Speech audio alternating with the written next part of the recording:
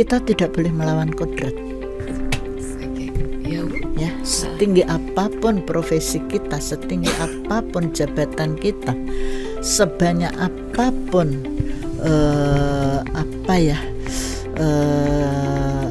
sarjana ilmu kita, pendidikan kita ya. Tapi kita tidak boleh melawan kodrat. Saya hanya ingin berpesan kepada seluruh ibu-ibu, terutama anggota Ikatan Adiaksa Dharma Karini. Satu, keikhlasan. Kedua, kerjakanlah semua apa yang sudah menjadi kodrat dari perempuan. Terus selanjutnya, jangan suka mengeluh.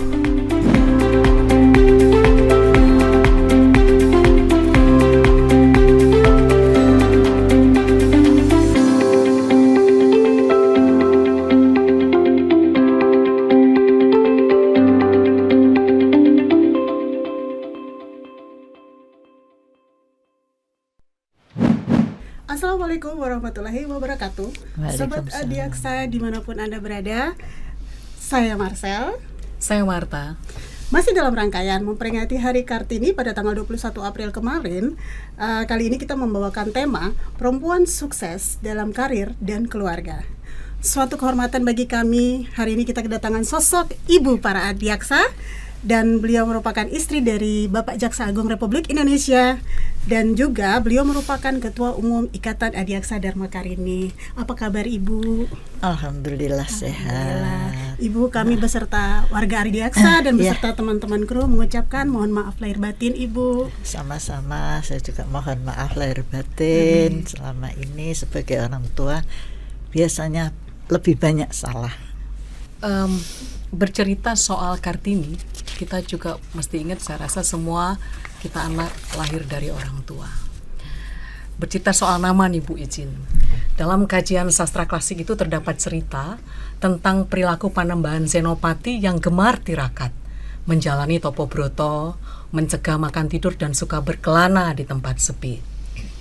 Dalam salah satu bait bab sinom dari Serat Wedatama terdapat kata neng tepining jalani di sruning broto kataman wahyu diatmiko.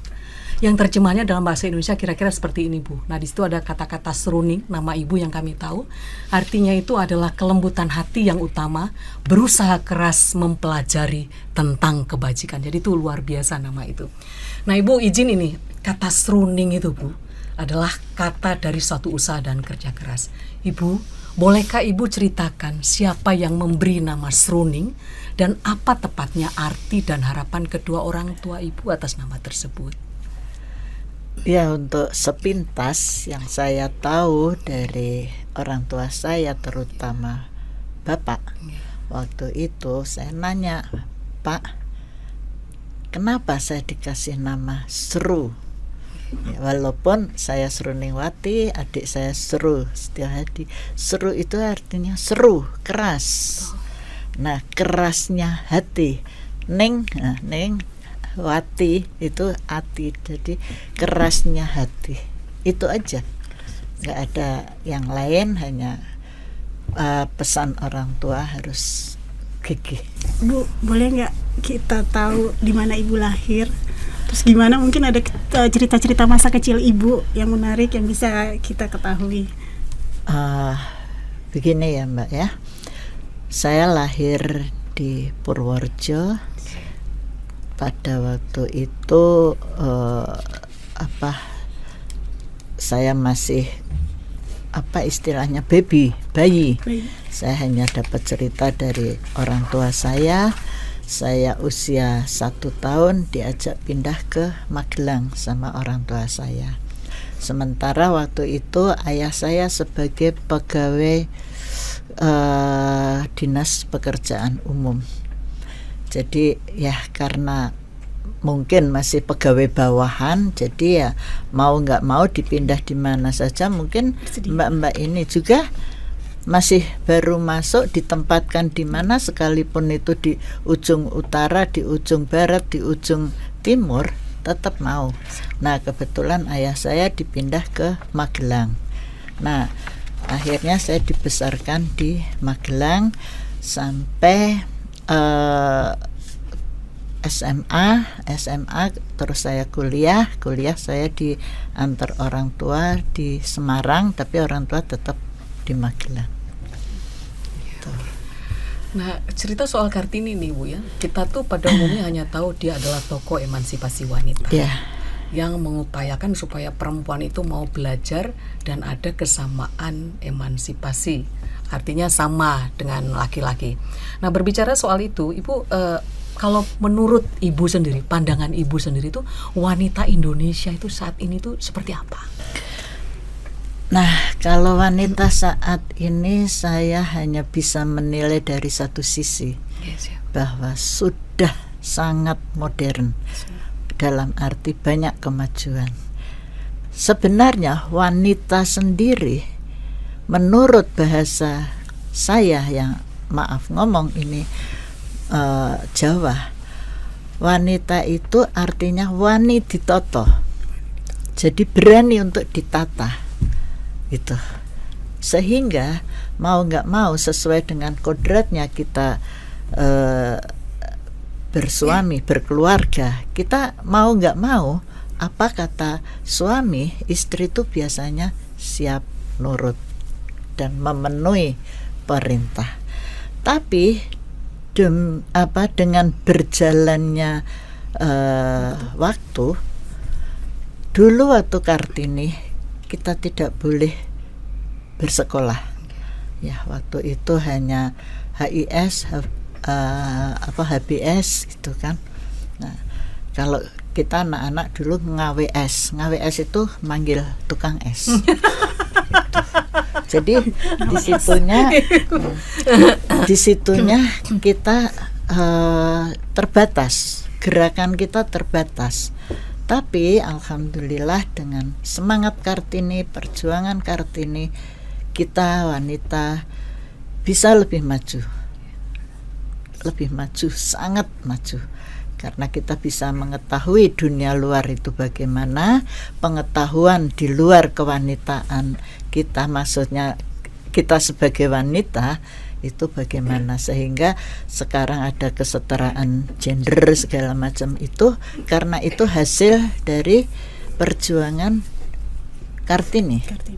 Ya, jadi dulu hanya sekolah aja dibatasi waktunya, hanya bisa menjahit, hanya bisa ya syukur-syukur memasak. Pada waktu itu belum ada yang namanya hokben, terus apa itu jadi belum ada, jadi hanya sebatas goreng tahu tempe, bikin sayur lodeh atau tumis itu. Tapi sekarang kan sudah banyak, sudah banyak ini. Udah bisa GoFood ya Bu ya. Udah bisa GoFood. Kalau sibuk gitu di rumah. Iya, jadi ya akhirnya yang mungkin saya itu masih kebawa waktu itu, ya saya masih suka makan makanan yang waktu itu juga omelet apa terus telur segala. Iya, jadi lebih enak kayaknya yang waktu itu. Toh sekarang juga orang-orang juga mencari yang masakan asli. Ibu selaku istri Bapak Jaksa Agung, pastinya saat ini Kejaksaan seperti bagaimana kita ketahui memiliki pemberitaan positif, pemberitaan di media-media massa, cetak. Jadi apakah ini Bu mempengaruhi keseharian Ibu atau rutinitas Ibu? Mungkin ada semacam teror, cemas atau kekhawatiran dalam rutinitas Ibu? Kalau untuk rasa khawatir itu manusia yang nggak punya masalah aja khawatir, ya, terutama khawatir mati terutama, ya kan. Nah, kalau untuk saya pribadi khawatir tetap ada. Tapi apa salahnya kalau kita waspada, ya kan? Jadi untuk sementara ini seperti halnya Bapak selaku Jaksa Agung, ya mungkin Mbak-mbak ini juga udah tahu apa saja yang beliau tangani, beliau hadapi gitu ya. Otomatis saya menjaga diri.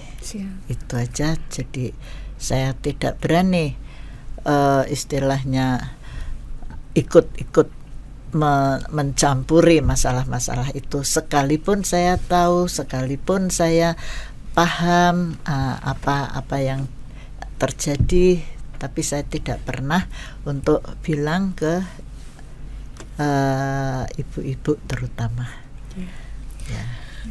Oke Bu, sekarang kan terkait Ibu menjadi Ketua Umum Ikatan Adiaksa Dharma Karini. Oke, itu berarti menjadi ibu untuk semua perempuan yang ada dari Sabang sampai Merauke. Nah, dalam era globalisasi ini, apalagi sekarang Bu banyak isu-isu, ada flexing, kemudian hedonisme atau kehidupan yang memang para perempuan sebenarnya suka, artinya memamerkan perhiasan, kemudian di share ke handphone dan kemana-mana gitu. Nah, dalam menghadapi ini, izin Ibu, kami tuh ingin bagaimana arahan yang Ibu berikan sehingga itu memotivasi anggota IAD yang dulu mungkin Bu ya, mungkin ada kesukaan yang memang bertentangan dengan apa yang sekarang harus kita hindarkan. Itu kira-kira apa ya Bu yang memang terkait dengan itu semua yang dilakukan Ibu, izin? Terus terang, saya selama 35 tahun baju saya warna coklat semua. Sehingga saya tidak pernah punya pikiran untuk action untuk pakai baju ini, baju itu, tidak pernah. Nah, sekarang saya mendampingi Bapak, dan sekarang Bapak ada diberi instruksi oleh pimpinan tertinggi kita, sehingga saya juga nggak kaget. Nah, sementara yang selama ini saya jarang bergaul dengan ibu-ibu secara kewanitaan, saya tidak bisa ngelarang dan saya tidak berani ngelarang karena itu hak dan kemampuan mereka. Ya, di situnya saya hanya bisa menampilkan sosok saya yang seperti ini. Ibu-ibu mau ikut saya, alhamdulillah, itu yang saya harapkan. Ibu-ibu nggak mau ikut saya, kira-kira malu sendiri nggak? Nah, itu aja. Saya nggak pernah kok, Bu, jangan pakai itu. Nah, karena apa? Karena di IAD sendiri sementara sedang mengenakan baju seragam IAD, kita tidak boleh memakai perhiasan, taruhlah gelang terutama, terus kalung, itu nggak boleh. Nah, di situ hanya diizinkan jam tangan dan cincin kawin, tapi ya masih ada cincin berlian. Ya. Giwang kita pakai yang mutiara kecil itu, ya kan. Jadi ya karena sudah tertera dalam ADART di IAD, ya silahkan ibu-ibu memperdalam isi ADART. Toh nggak ada ibu-ibu yang buta huruf, ya kan. Jadi di situnya saya persilahkan ibu-ibu untuk ya menyesuaikan. Sebenarnya udah ada ya Bu ya? Sudah ada. Jadi supaya Sobat Adiaksa tahu, inilah stylenya Ibu, inilah Ibu Suruning. Sobat Adiaksa pasti nggak pada tahu, atau mungkin ada yang sudah tahu, ada yang belum tahu, bahwa ibu kita ini berprofesi sebagai jaksa. Ya. Itu dulu, sekarang sudah mantan jaksa. Tapi kami pengen tahu Bu, apakah itu cita-cita ibu dari kecil? Kalau mau dikatakan cita-cita, sebenarnya bukan itu cita-cita saya. Menarik. Iya, tadi apa Bu? Enggak, saya waktu itu sekolah SMA jurusan sosial. Nah, cita-cita saya hanya satu, pengen jadi seniman, pelukis. Orang tua saya dua-duanya enggak mengizinkan, pakai bahasa Jawa, maaf ya, wong wedok arep petakilan. Nah, maksudnya itu perempuan kok mau petakilan lah gitu. Pelatnya banyak, mau jadi ini, mau jadi itu, tahu pelukis yang identik dengan laki-laki kali ya Bu ya. Itu dia yang nggak tahu saya apa alasan beliau. Nah, sudah saya diam. Akhirnya ibu dengan bapak saya mengarahkan saya untuk kuliah. Beliau ini mengarahkan, mengantar saya sampai saya daftar. Dulu nggak ada tes sih, masuk kuliah daftar gitu, asal nilainya mencukupi. Saya kuliah di Universitas Diponegoro. Nah, selama kuliah itu ada suka dan ada duka, ada asiknya. Sukanya agak gagah sedikit ya. Kita mahasiswa, maha itu besar. Kan? Nah, berarti udah termasuk gede gitu. Terus sudah itu ya bangga bisa masuk Universitas Diponegoro. Waktu itu kan masih sedikit universitas gitu. Nah, akhirnya saya lulus jadi sarjana hukum karena saya masuk Fakultas Hukum. Gimana ya, saya harus bicara apa ini? Kalau saya nggak bicara di sini mungkin ada yang melihat, beliau tahu. Tapi kalau nggak ada yang melihat, nggak ada yang tahu. Nah, jadi di situnya ibu saya itu punya kakak sepupu. Ya, terus terang aja karena juga sudah almarhum, beliau adalah seorang jambin. Waktu itu belum ada wajah, hanya jaksa agung dengan jambin, orang kedua jambin. Nah, saya benar-benar saya nggak punya cita-cita ingin jadi jaksa, nggak ada. Bahkan pada waktu itu saya bukannya sombong, ini kenyataan. Kalau beliau-beliau yang istilahnya ngurusin saya, beliau tahu.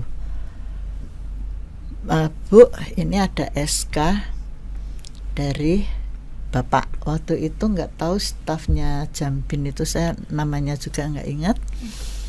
Di situnya bahwa saya diterima di kejaksaan sebagai PNS. Nah, kalau mbak-mbak ingin tahu, SK itu datang ke rumah. Seminggu kemudian baju dinas, kain dinas datang lengkap dengan atributnya. Itu pun saya masih nanti dulu. Sebulan saya baru jahitkan. Karena apa? Karena waktu itu dari Biro Kepegawaian untuk Jawa Tengah itu apa sih namanya ya?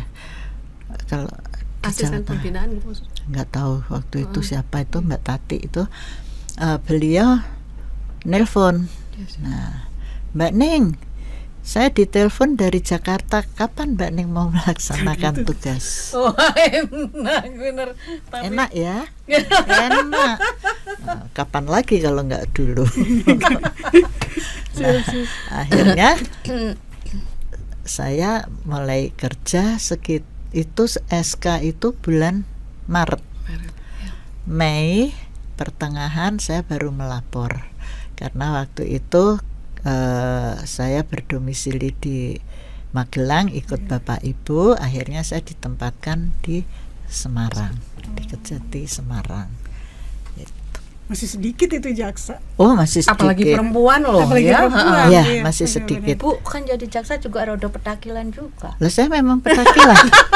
Maksudnya artinya gini Bu, pekerjaan jaksa itu kan identik dengan laki-laki gitu ya Bu. Iya. Tetap kan Iya. sepertinya kekhawatiran itu tetap ada juga kali ya di Bapak dan Ibu ya Bu waktu itu mungkin. Nah, jadi saya dilahirkan hanya hanya dua bersaudara, adik saya laki-laki. Nah, karena waktu itu saya juga nggak tahu saya ini anak bapak atau anak ibu, dan disitunya juga adik saya anak bapak atau anak ibu, karena adik saya lebih pendiam. Beda. Boleh Iya, beda ditanya, sekali. sampai detik ini adik saya nggak bisa main layang-layang, main kelereng nggak bisa. Sementara saya masih semuanya saya kuasai. Cucu saya ajarin main layangan, main kelereng.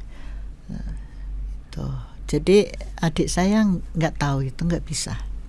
Nah, jadi petakilan saya, kata Marta tadi, ya memang iya, gitu. Seru bro. Oh seru, Nama ibu. sesuai dengan namanya. Terus Ibu pada saat menjalankan profesi sebagai jaksa, Bu, pada saat itu apa ada yang berkesan atau menarik? Atau mungkin yang sedih, mungkin di tempat tugas jauh atau bagaimana? Oh enggak, semua itu saya syukuri, saya nikmati. Kalau ada yang dinikmati ya, yang pasti kita bersyukur. Saya sudah jaksa dan saya ditugaskan di Mungkit. Oh, di Kejaksaan Negeri Mungkit. Ya, Bu, Kejaksaan Negeri Mungkit. SK Kejati Semarang. Ya, tapi yang namanya SK ini dari orang kedua di kejaksaan, makanya saya di print ke Mungkit oleh Bapak Muhtarum almarhum. Gitu. Ini izin Ibu, dalam perkembangannya kemudian kan Bapak juga masuk kejaksaan Ibu ya. Jadi Nah, jaksa. itu Bapak juga waktu itu juga kita selesai kuliah itu nggak begitu lama jaraknya, tapi Bapak tetap bertahan di swasta dulu. Saya selesai kerja terus PPJ. Karena apa? Karena kalau Bapak pada waktu itu ikut masuk kejaksaan, Bapak takut namanya tabung gas nanti nggak ngebul. Jadi Bapak tetap di swasta biar kompor itu tetap berasap. Oh iya, zaman dulu kan pegawai negeri itu enggak satu pilihan ya Bu, karena kecil gitu ya gajinya. Tuh dengan gaji 27.300. Bagaimana ketika Ibu dan Bapak sama-sama di kejaksaan? Ini kan anak-anak tuh ada yang lihat nggak sih Bu? Ibu sidang misalnya, terus Bapak juga sidang atau ngurusin yang lain. Ini boleh saya bercerita dari awal? Monggo. Ternyata Bapak ditempatkan sebagai CPNS di Jambi. Terus saya diminta beresin perkara-perkara yang sudah menjelang selesai sekitar bulan Oktober. Saya nyusul ke Jambi dengan membawa 2 orang anak saya yang pertama dan anak saya yang kedua. Itu. Nah, tapi Bapak mesti lapor dulu tanggal 15 Agustus. Jadi Bapak ke Jambi dulu dan tanggal berapa ya, pokoknya sekitar 20 Oktober ya, karena belum Sumpah Pemuda waktu itu, Bapak jemput di Bandara Jambi. Dan pada waktu itu Jambi bukan seperti sekarang. Masih alang-alang tinggi, rumput-rumput liar masih tinggi. Saya turun dari pesawat, Bapak nunggu di bawah. Nangis ya. Karena Ibu mau ikut. Karena Bukan Ibu ikut. Apa tempatnya juga masih ya Bu? Bukan karena ikutnya atau tempatnya. Siapa? Saya gendong gandeng nenteng. Nah, itu. Gendong, Gandeng nenteng. Nah, itu. Jadi Bapak kok segitu ya? Sendiri gitu. soalnya Sendiri, nggak ada yang nganter. Itu karena uang untuk beli tiket aja udah ya udahlah dimepet-mepetin gitu. Nah, disitunya Bapak nanya ke saya, kamu mau ikut orang tua atau mau ikut saya? Kalau mau ikut orang tua ya udah saya sendiri. Nah, kan nggak mungkin, ya kan, anak-anak saya gimana nanti. Nah, akhirnya ya udah. Ternyata di Jambi kebablasan. Bapak kurang lebih 13 tahun lebih, sementara saya cuma 17 tahun. Kok malah lamaan Ibu? Ya saya nunggu anak-anak sekolah. Kita tidak boleh melawan kodrat. Oke. Ya Bu. Ya, setinggi apapun profesi kita, setinggi apapun jabatan kita, sebanyak apapun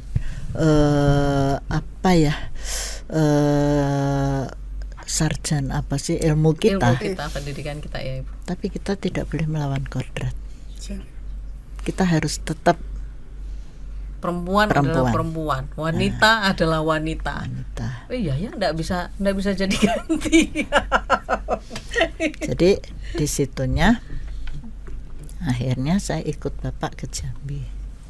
Saya ke Jambi ngapain? Di samping mendampingi suami berdinas. Di situ kita sudah konsisten. Pokoknya kita berdua merantau, tidak perlu cari apa-apa. tapi yang perlu cari saudara. Sehingga sampai detik ini tukang buka tutup portal di Pasar Jambi itu suka manggil saya. Angso Duo. Bukan yang di depan rumah makan internasional. Okay.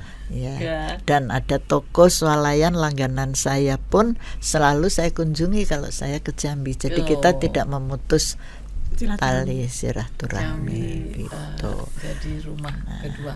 Jadi rumah kedua. Pada saat di Jambi kan Bapak Ibu kerja, ada adik-adik di situ ngikut. Gimana tuh Bu ngatur? Jadi di sini Mbak, pertama kita itu tugas dinas. Saya hanya prinsipnya lillahi ta'ala. Tahu nggak Marta? Ikhlas. Ya, lillahi ta'ala. Terus yang kedua, kejujuran, agar orang itu juga percaya, gitu.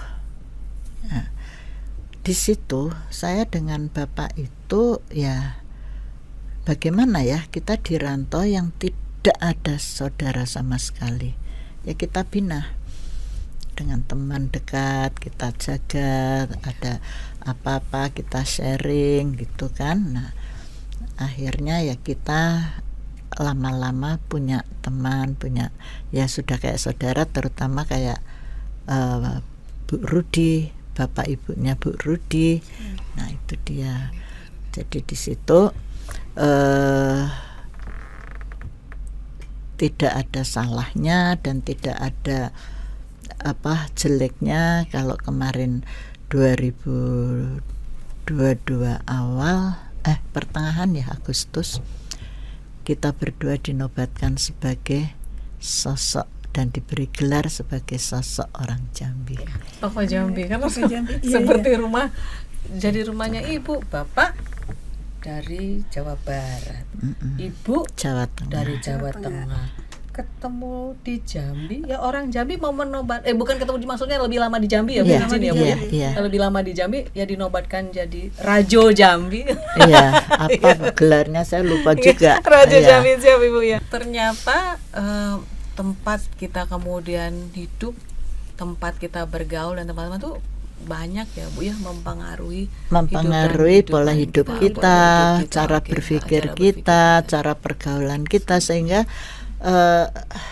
karakter watak dari satu daerah yang berbeda-beda kita segera bisa menyesuaikan karena pergaulan. Kalau kita mengurung diri, aduh saya kan istri Kajari, ngapain saya mesti harus senyum, harus nyapa. Tukang sapu di depan kantor Kejati itu waktu itu nggak tahu masih atau nggak sekarang, kalau saya nggak kelihatan mesti ditegur, yuk kok kayaknya udah seminggu ya nggak kelihatan. ayo model Jambi paling ya. Dan itu saya prinsip saya tidak boleh marah dan nggak boleh tersinggung, itu prinsip, karena ya orang itu kemampuannya juga di situ. Nah saya di sini saya juga merasa ngerepoti dia lagi nyapu kok saya lewat, kan nggak enak. Etika itu kan ya gimana ya, karena saya masih pegang teguh etika sih. Itu aja. Kepada siapapun ya, Bu, kepada ya? siapapun. Bu selain di Jambi, boleh tahu nih, habis dari Jambi Ibu saya pulang ke Bandung. Oh Ibu pulang ke Bandung. Dari Jambi 2004 saya kembali ke Bandung karena anak saya yang kecil sudah selesai SMP langsung sekolah SMA di Bandung. Sementara bapak waktu itu saya tetap di Jambi. Bapak pindah Kajari Bangko. Dari Bangko berapa lama kemudian ditarik menjadi Aspidum Jambi. Dari Aspidum Jambi berapa bulan ditarik jadi Aspidsus Aceh. Mungkin dalam perkembangan Bu ya, dalam perkembangan tugas kan Bapak tuh lihat juga Ibu repot, kemudian ngurus anak-anak sambil kerja, terus Ibu pernah nggak Bu gini, udahlah berhenti aja lah yang satu, pernah gitu nggak Bu izin? Oh enggak. Kalau Bapak kalau orang Jawa bilang sak karepmu. Ya, tahu. Terserah kamu. Ya. Tapi Bapak hanya menyarankan jangan struktural. Oh, iya. Karena beban ke negara ya, kewajiban ke negara itu harus penuh. Nah, kalau fungsional misalnya Bapak Kajari Bangko, saya harus ngadakan pertemuan rutin dengan ibu-ibu IAD di Bangko, kan saya otomatis meninggalkan kantor, iya kan. Di Aceh saya harus meninggalkan ibu-ibu ke Aceh, gitu. Karena di Aceh bukan hanya sekali, 2 kali. Selain Spitsus ya Bu. Waka. Oh iya Waka, iya Bu. Jadi Bolak-balik tuh berarti Bu ya. Iya. Bandung Aceh. Iya. Bandung Aceh. Capek nggak Bu? Capek enggak? Enjoy. Ya. Kalau badan itu ya alhamdulillah ya, saya karena tadi ikhlas lillahi ta'ala, jadi capek itu tidak pernah saya rasakan dan ya insya Allah tidak ada. Ada pepatah yang mungkin semua orang bisa tahu, bilangnya begini: di balik kesuksesan seorang laki-laki ada seorang perempuan di sampingnya. Saya nggak mau bilang belakang Bu, karena saya nggak suka itu. Iya. Saya bilang ada seorang perempuan di sampingnya. Nah, Ibu sendiri memaknai itu seperti apa? Karena saya dengan Bapak itu mengalir apa adanya ya. Apa yang menjadi tugas ya kita selesaikan sesuai kemampuan kita. Jadi gimana ya, saya juga nggak tahu kok katanya keberhasilan Bapak itu support dari Ibu. Saya nggak pernah mensupport apa-apa. Kan mengalir tadi Bu, itu kan memang Jadi nggak kita gini, sadari ya. Jadi ini ada nggak orang Intel ya? Siapa Ibu? Jadi di situ misalnya Bapak ada pikiran yang saya harus ke satu tempat itu kayaknya ada transaksi nggak bagus misalnya. Ibu. Di sana kayaknya ada gudang narkoba misalnya ini ya contoh. Tapi Bapak nggak akan bilang ke saya, cuma Mah pergi dulu ya. Oh ya, hati-hati ya. Ya, nah itu saya nggak tahu Bapak pergi kemana, dengan siapa, naik apa, saya nggak pernah tahu. Yang pasti malam pulang. Udah. Nah di situ saya hanya memberikan keleluasaan, bukan kebebasan. Dalam menjalankan tugas ya, dalam menjalankan tugas. Tidak intervensi. Iya, saya nggak pernah, dan kita memang sudah komit. Kamu jaksa, saya jaksa. Tapi perkaramu aku nggak mau tahu, perkaraku kamu nggak usah tahu gitu. Pokoknya kita nggak saling tahu, kecuali kalau sudah buntu ya, tidak bisa menyelesaikan. Nah kita baru tukar komunikasi ya, diskusi mungkin komunikasi, seperti itu ya. Jadi tetap menjaga, sama-sama menjaga kemandirian dan integritas pekerjaan dan profesi masing-masing, yaitu sebagai seorang jasa. Nggak di rumah kemudian kamu yang suaminya jasa atau istrinya jasa tadi ngerjain perkara apa, nanti gimana? Enggak. Nah kecuali kayak pernah Bapak pegang perkara perempuan. Oh siap. Perkaranya sepele kok, 335. Ya, perbuatan tidak menyenangkan. Ya, Bu, ya. Nah, waktu itu Bapak masih jadi kasih Intel Jambi. Saya di Jambi juga. Nah, Bapak bilang, "Mah, itu tersangkanya ibu-ibu punya anak kecil. Terus masih disusuin, masa iya mau ditahan?" Pasalnya memungkinkan untuk ditahan, Pak. Karena di situ kita mendatangkan ibu itu susah. Tapi dia punya anak kecil tuh yang di luar sama suaminya masih banyak.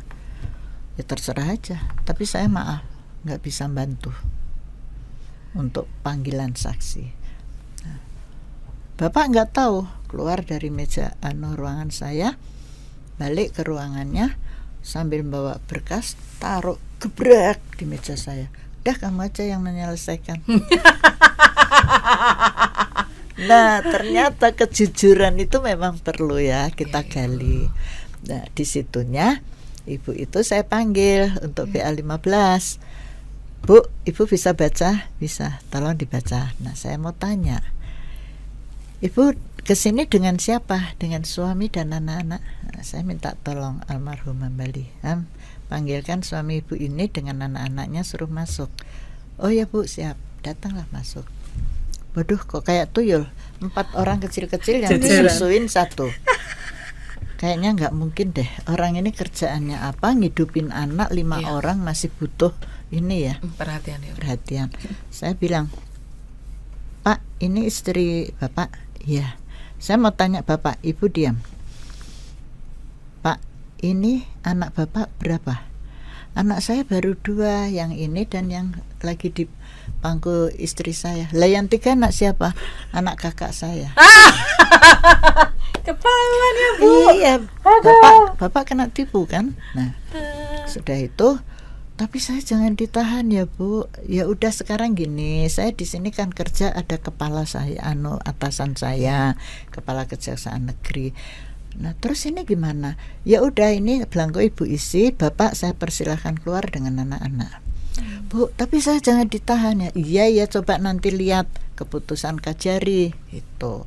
Nah tapi kan dia nggak tahu administrasi kita. Nah saya Kejari Jambi dengan Kejati Jambi kan tinggal nyebrang.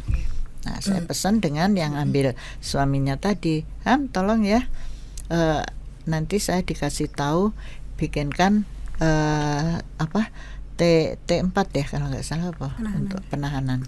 Nah terus sudah itu diketik dadat. Nah akhirnya jam 1:30 dia jalan, mau siap-siap jalan ke lembaga. Ibu itu diajak. Nah saya kan udah pergi dari Kejari mau ke Kejati. Bu, nanti ikutin apa perintah Bapak itu. Tapi saya kan nggak ditahan kan Bu. Ya tunggu Bapak itu, dia lebih ini tahu dari saya. Saya nggak tahu. Saya mau rapat di Kejati padahal saya makan supermie. Nah boleh kan bohong untuk keberhasilan keberhasilan nahan. Bukan bohong, mencegah adanya satu permasalahan ketika bertemu kita dengan sebagai sesama perempuan. Dikira kurang mempunyai rasa manusiawi, hati nurani segala macam itu dengan Bapak cara itu. memang dasar kamu nggak punya kemanusiaan. Ya, gimana mau punya kemanusiaan? Saya sendiri manusia kok. Gitu. Tapi Bu untung juga nggak gitu kan, ketahuan dibohongin. Ternyata bukan anaknya 5. Bukan, saksinya masih ada. Itu istri Kajati Sumatera Selatan, si Maria. Ibu Maria, iya.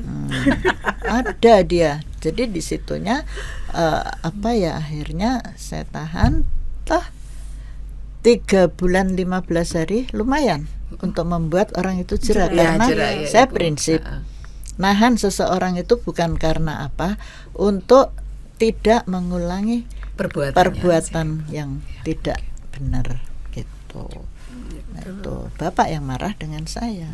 Kamu memang nggak punya kemanusiaan. Berarti memang sebenarnya Ibu sudah mengiringi peran Bapak. Jadi frasa itu tuh ada benernya. Buktinya kan ini dalam keberadaan bahwa Bapak itu ya kurang jeli Bu, menurut saya kurang jeli aja. Dan bukan kurang jeli, Bapak itu lebih banyak iba. Oh, karena rasa iba yang mendominasi ya, bukan rasa dominasinya rasa iba. Seorang perempuan dengan membawa seorang bayi yang jelas itu anaknya. Jadi nggak tega.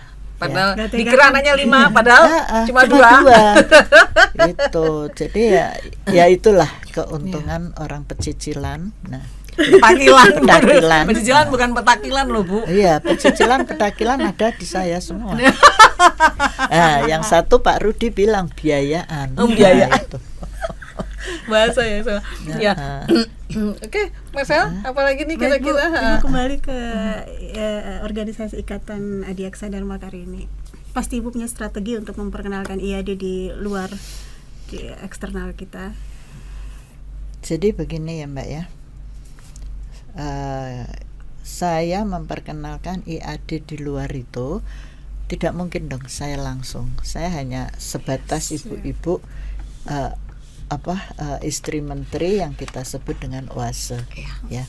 Nah selebihnya untuk ke daerah itu saya siapkan, saya minta tolong ke istri-istri Kejati.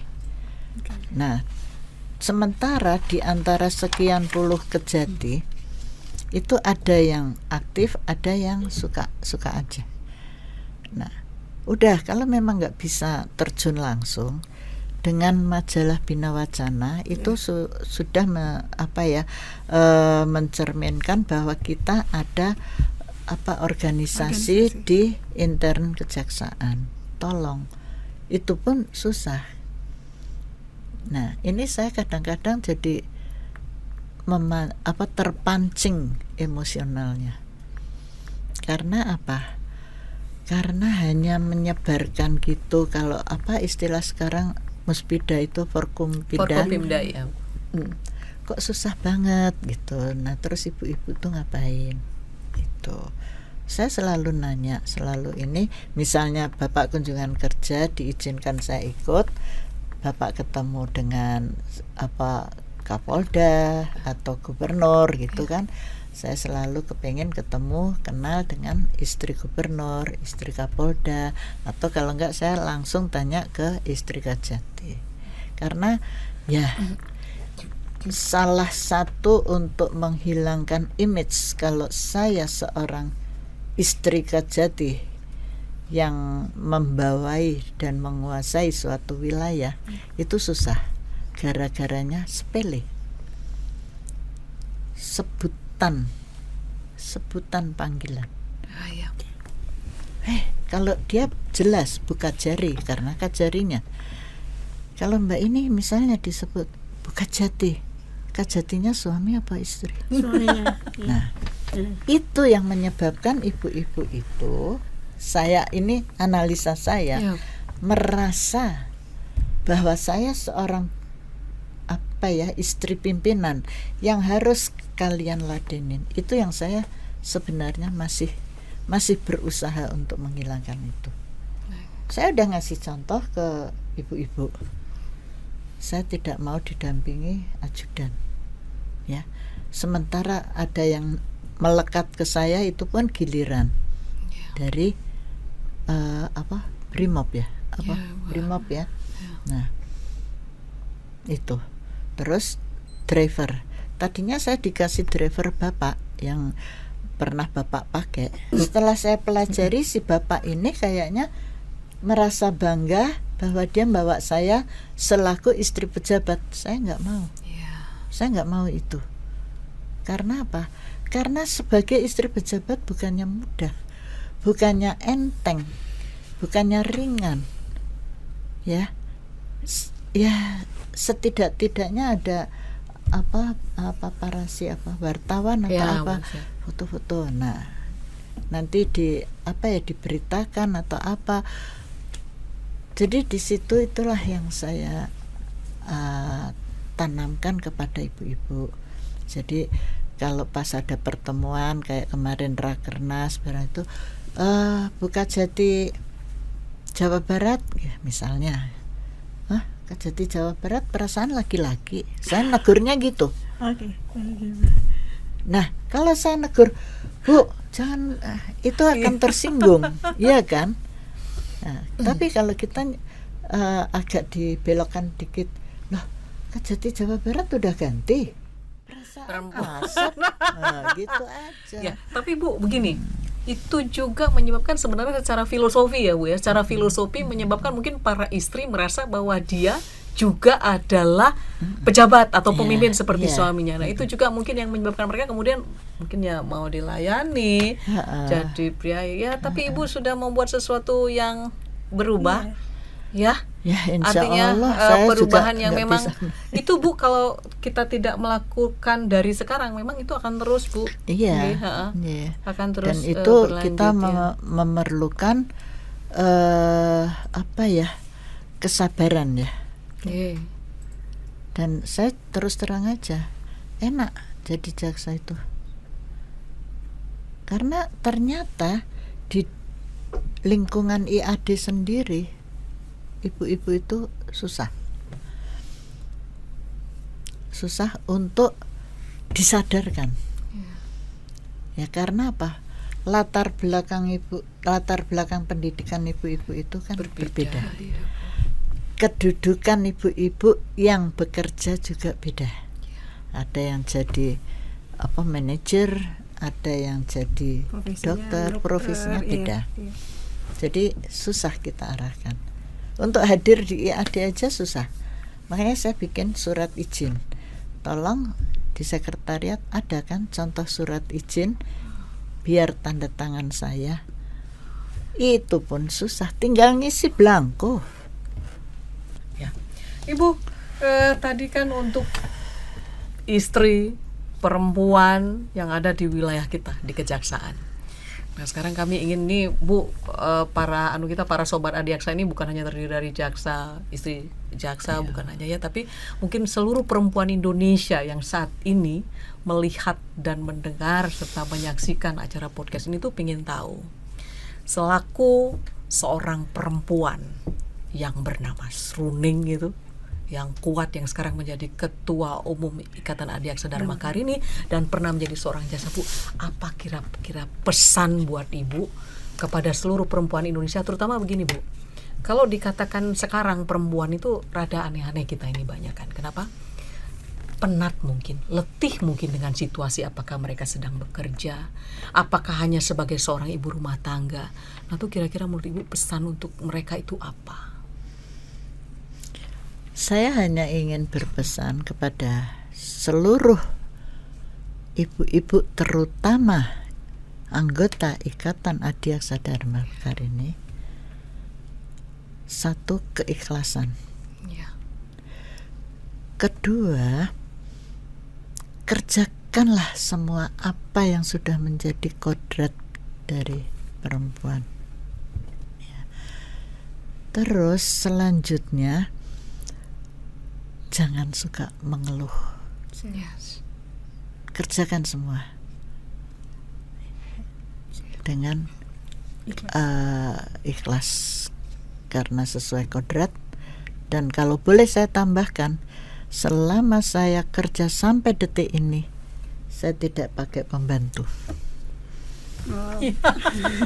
Keren. Iya Karena Bu, disiplin.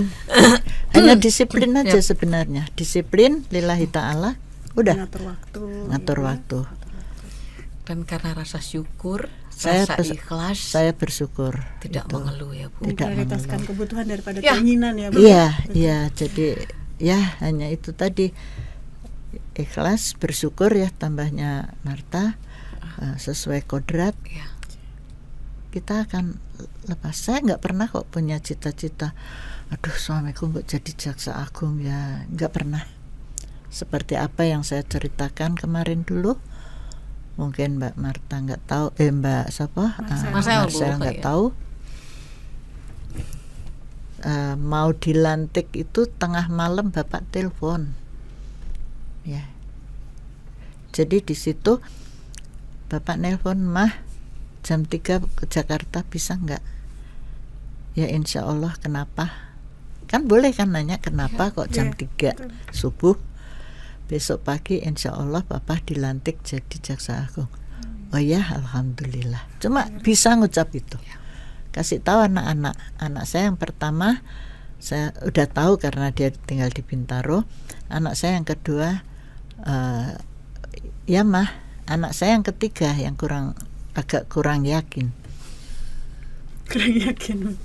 Dek, jam 3 nanti Papa minta kita dari Bandung berangkat ke Jakarta. Insya Allah besok pagi Papa dilantik jadi jaksa agung. Enak jawabnya. Iya Po. Nih orang Palembang yang jawab kayak gitu. Karena anak saya di Jambi lahirnya, ya jawabannya iya Po.